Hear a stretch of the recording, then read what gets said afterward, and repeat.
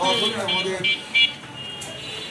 সবার প্রিয় নেত্রী বিএনপির চেয়ারপারসন সাবেক প্রধানমন্ত্রী এবং খালেদা জিয়া আল্লাহ তাকে জান্নাতুল ফেরদৌস দান করুন। সম্মানিত নেতৃবৃন্দ, আমাদের কয়েকটি খবর। এর জন্য দীর্ঘ 19 বছর পর আমাদের ভারপ্রাপ্ত চেয়ারম্যান আমাদের প্রিয় নেতা বগুড়া সন্তান তারেক রহমান বগুড়া আসছে। 11 থেকে রাত্রে থাকবেন, আমরা 12 তারিখে সেন্ট্রাল স্কুল মাঠে বন্ধ থাকবেন, সেটাকে আমাদের সফল করতে হবে।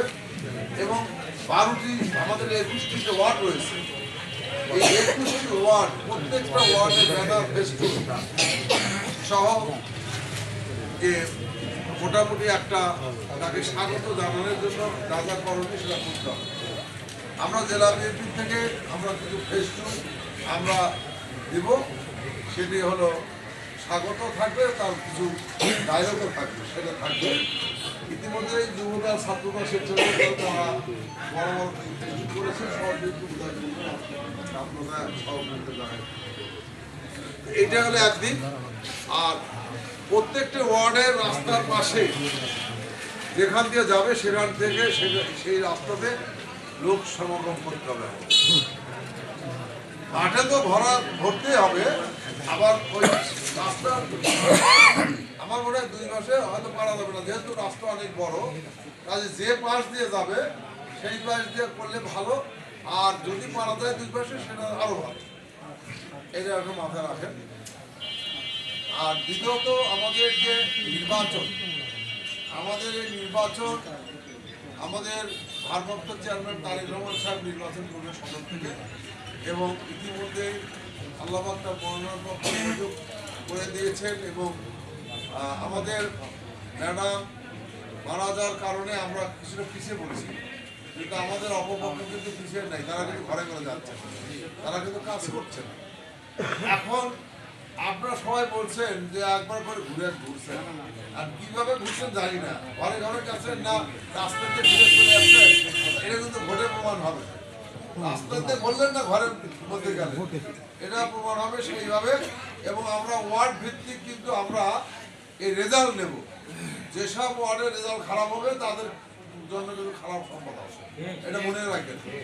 কারণ পার্টির সর্বোচ্চ নেতা এখানে নির্বাচন করছে, সেখানে আমরা সর্বোচ্চ ভোট দেব, এটা আমাদের টার্গেট হবে, এটা টার্গেট হবে।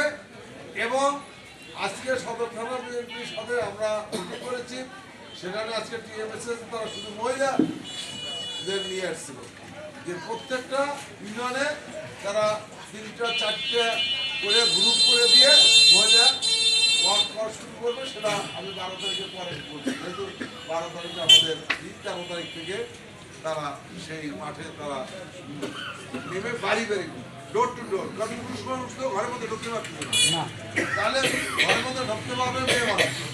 জামাত যেটা করছেন, তারা ঘরের মধ্যে যায় দেশকে দোহাই দেয়, এটা সেটা দোহাই দিয়া তারা মাথা দিয়ে মানে স্বামীর কসম ছোলের কসম দিয়ে তারা ভোট চাইছেন, জান্নাত কথা বলছে। এইটা ভেঙে দিতে হবে, ভেঙে দিয়ে যে এরা জান্নাত দেওয়ার ক্ষমতা নাই, এরা হলো মুনাফিক। আল্লাহ একমাত্র জান্নাত দেওয়ার মালিক, আর কারোর ক্ষমতা নাই। যারা এগুলো বলতেছে তারা নাফরমানি করতেছে। কাজে এদের থেকে আমাদের সজাগ থাকতে হবে। আবার এরাও বলতে পারে যে এর আগে বিএনপি তো দেখলেন, আওয়ামী লীগ দেখলেন, এবার আমাকে দেখেন। আপনাদের বলতে হবে, তো ওদের তো 71 সালে দেখছি সবচেয়ে বড় লুটকারী, সবচেয়ে ধর্ষণকারী, অগ্নিসংযোগকারী, তারপর খুন সবই করছো তোরাই প্রথম শুরু করছো। কাজে আগেই দেখা শেষ, আর দেখতে চাই না। আমরা রক কাটা দেখছি, সবই দেখছি, তাই না? তো এটা আমাদের এবং বিএনপি একমাত্র দল যারা এদেশের মানুষের নেতৃত্ব সবসময় ভালোভাবে দিয়েছে।